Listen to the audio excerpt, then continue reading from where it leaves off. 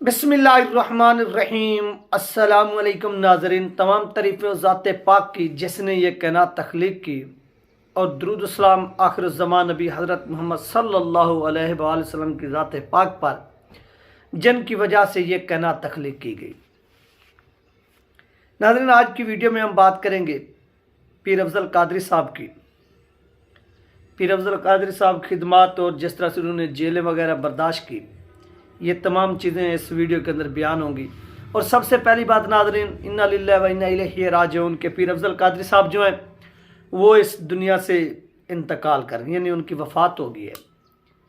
जो इब्तदाई ख़बर मेरे पास मौसूल हुई, तकरीबन सहरी का टाइम था, ऐसे समझे कि मैं सहरी कर रहा था, तो मैसेज जब आया कि पीर अफजल कादरी साहब जो है ना वो हस्पताल में दाखिल हैं, उसके बाद ख़बर आई कि उनका इंतकाल हो गया। यानी उनकी जो तबीयत थी वो काफ़ी, आपको मालूम है कि काफ़ी अरसे से वो बीमार थे, अलील थे।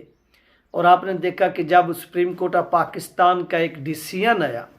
मुबारक कादियानी सानी जो एक केस चल रहा है इस हवाले से,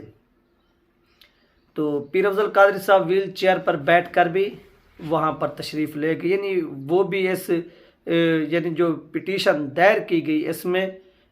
उनका भी एक ऐसा समझ लें कि वकला की टीम ने हिस्सा लिया और वो भी इस पिटीशन में शामिल हो गए। इसके साथ साथ पीर अफजल कादरी साहब, अल्लामा खादिम हुसैन रिजवी रहमतुल्लाह अलैह, और इसके साथ साथ डॉक्टर अशरफ आसिफ जलाली साहब और भी दीगर तहरीक लबैक पाकिस्तान के मौजूदा जो कारकुन रुकन हैं, उनमें पीर अफजल कादरी साहब भी शामिल है, जो बानियान तहरीक लबैक पाकिस्तान जो है ना, यानी जिन्होंने तहरीक लबैक पाकिस्तान की बुनियाद रखी, इनका शुमार भी उन अफराद में होता है। अब सब लोग ने देखा कि पीर अफजल कादरी साहब ने अपनी सियासत से रिटायरमेंट ली, वो क्यों ली, उसकी वजह क्या थी, इसके ऊपर भी थोड़ी रोशनी डालते हैं। और उनके नमाज जनाजा के हवाले से कि ताख़ीर क्यों की जा रही है, ये भी आप लोगों के साथ शेयर करेंगे।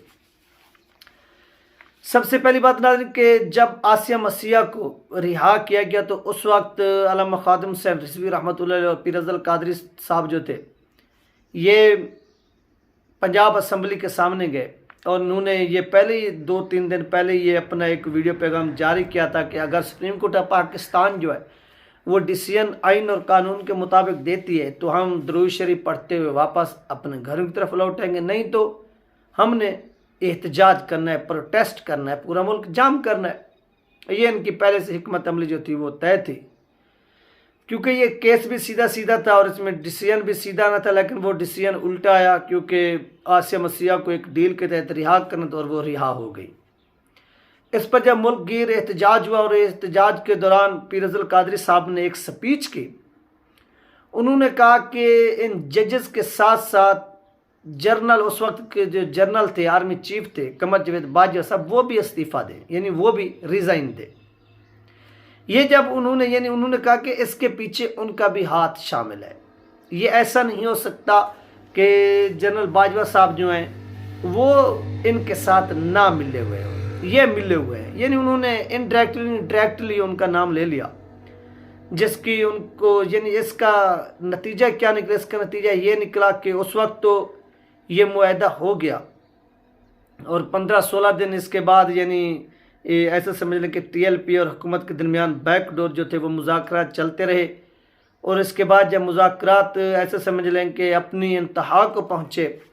तो उस वक्त एक शदीद किस्म का क्रैक डाउन किया गया। और इस क्रैक डाउन की जो पेशीन गोई है वो सबसे पहले पाकिस्तान के उस वक्त के जो चीफ जस्टिस है साकिब निसार साहब, वो लंदन गए हुए थे, तो उन्होंने वहाँ पर मीडिया को बताया था कि जिन लोगों ने हमारे ऊपर फतवे वगैरह दिए हैं या एहतजाज किया, आपको उनका पता चल जाएगा चंद घंटों के अंदर अंदर। तो तकरीबन 2 या 3 दिन के बाद क्या हुआ कि एक क्रैकडाउन शुरू हुआ। और उस क्रैकडाउन इस वजह से शुरू हुआ क्योंकि लियाकत बाग के अंदर TLP ने अपना एक एहतजाजी मुजाहरा करना था, एक जलसा करना था। तो इस चीज़ को देखते हुए हुकूमत ने ऐसा समझ लें कि इनके ख़िलाफ़ क्रैकडाउन किया, बदतरीन क्रैकडाउन, जिसमें तहरीक लबैक पाकिस्तान के 40 سے 50 ہزار جو لوگ تھے ان کو اریسٹ کیا گیا، جس میں علامہ خادم حسین رضوی تھے، اور اس کے ساتھ ساتھ پیر افضل قادری تھے، اور دیگر بھی تحریک لبیک پاکستان کے کارکن تھے، اور ان میں سے لیڈران بھی تھے۔ ان سب کو اپنا قید کر دیا گیا، اور اس کے بعد پیشیاں وغیرہ ہوتی رہیں، پیر افضل قادری صاحب اور علامہ خادم حسین رضوی رحمۃ اللہ علیہ آتے رہے۔ اس کا نتیجہ یہ نکلا کہ پیر افضل قادری صاحب کو تحریری طور پر ایک یعنی ایسا سمجھ لیں کہ جو انہوں نے وہ بیان دیا تھا، تحریری طور پر انہوں نے وہ بیان پھر واپس بھی لیا تھا۔ اور آپ کو معلوم ہے کہ پاکستان کے اندر جو سچ بولنے کی جو سزا ملتی ہے، اس سزا کو پھر بھگتنا بھی پڑتا ہے، اور اس میں کوئی دو رائے نہیں کہ جب عاصم مسیح کو رہا کیا گیا، اس میں جو عمران خان کے پیچھے ہاتھ تھا وہ جنرل باجوہ صاحب کا ہی تھا، اس میں کوئی شک نہیں ہے۔ لوگ چاہے اس کا اعتراف کریں یا نہ کریں، وہ ہر کسی کی مرضی ہے، لیکن اس وقت ان کو انہوں نے ڈائریکٹلی نام لے لیا تھا، اس وقت جذبات میں تھے، تو جس کی وجہ سے ان کو پھر سزا بھی بھگتنا پڑی، سزا بھی کاٹنی پڑی، اور ان کو سزا دی بھی گئی، اور سزا یہ دی گئی کہ آخرکار انہوں نے اپنی سیاست سے ریٹائرمنٹ لے لی کہ آج کے بعد میرا سیاست سے بھی کوئی تعلق نہیں ہوگا، اور میں سیاست سے ریٹائرمنٹ لینے کا اعلان کرتا ہوں۔ یہ پیر افضل قادری صاحب نے کہا، اور اس کے بعد وہ ہمیشہ کے لیے سیاست سے 2019 میں وہ ان کی جو سیاست 2019 اگست کے اندر وہ ایسے سمجھ لیں کہ ختم ہو گئی، اور انہوں نے سیاست سے ریٹائرمنٹ لے لی، اور ان کی جگہ پہ تحریک لبیک پاکستان کے جو سرپرست اعلیٰ بنائے گئے وہ قاضی محمود ایوان صاحب جو تھے، ان کو تحریک لبیک پاکستان کا پیر افضل قادری کی جگہ سرپرست اعلیٰ مقرر کیا گیا، جو آج بھی تحریک لبیک پاکستان کے سرپرست اعلیٰ ہیں۔ اب ناظرین، ہم پیر افضل قادری صاحب کے نماز جنازہ کی طرف جاتے ہیں۔ پیر افضل قادری صاحب کی جیسی خبر آئی تو اس وقت ان کے چاہنے والوں میں ان کی جو ناموس رسالت صلی اللہ علیہ وسلم اور ختم نبوت کے حوالے سے قربانیاں جو انہوں نے جیلیں کاٹیں، سب ظلم برداشت کی، لیکن اپنے موقف پر وہ قائم رہے، وہ اپنے موقف سے 1 انچ بھی پیچھے نہیں ہٹے۔ تو جب ان کے کارکنان تک یہ خبر پہنچی کہ پیر افضل قادری صاحب کا انتقال ہو گیا، جو پاکستان کے اندر بھی رہتے ہیں، پاکستان کے باہر بھی رہتے ہیں، تو انہوں نے ریکویسٹ کی، ان کا جو انتقال ہو رہا ہے وہ ہو رہا ہے بدھ کی رات، آج بدھ کا یہ دن ہے، رات تقریباً 2 بجے کے بعد جو تھی ان کی وفات ہوئی۔ جب ان کی وفات ہوتی ہے تو یہ خبر پھیل جاتی ہے، تو جو پاکستان کے اندر لوگ بستے ہیں دور دراز کے شہروں میں، جیسے سندھ ہو گیا، بلوچستان ہو گیا، KP کی ہوگی، نزدیک کے جو لوگ ہیں یا پنجاب کے لوگ ہیں، ان کے لیے جانے میں تو کوئی مسئلہ نہیں، اگر سیکنڈ ٹائم بھی نماز جنازہ رکھ دیا جاتا تو کوئی ایشو نہیں تھا، کوئی مسئلہ نہیں تھا۔ تو اس بنیاد پر یہ مطالبہ کیا گیا کہ آپ کیا کریں کہ پیر افضل قادری صاحب کا جو نماز جنازہ ہے اس کو تاخیر کریں، تاخیر سے مراد تھوڑا لیٹ کر دیں، 1-2 دن کے لیے آج نماز جنازہ جو ہے وہ نہ ادا کی جائے، کیونکہ آج ہم نہیں پہنچ سکتے، جو بیرون ملک بیٹھے ہوئے تھے لوگ یا اندرون ملک دور دراز علاقوں سے، جو سندھ کے اندر لوگ تھے یا آزاد کشمیر کے اندر ہیں یا بلوچستان اس طرح سے دور دراز علاقوں سے، تو ان کے اس مطالبے کے اوپر آپ پیر افضل قادری صاحب کا جو نماز جنازہ ہے وہ جمعرات دن 2 بجے مورانیہ شریف میں ادا کیا جائے گا، جو ان کی اپنی ایک بہت بڑی ایسے سمجھ کہ وہاں پر مزار بھی ہے، درگاہ بھی ہے، وہاں پر بچے بھی تعلیم حاصل کرتے تھے۔ تو اب ان کا نماز جنازہ جمعرات دن 2 بجے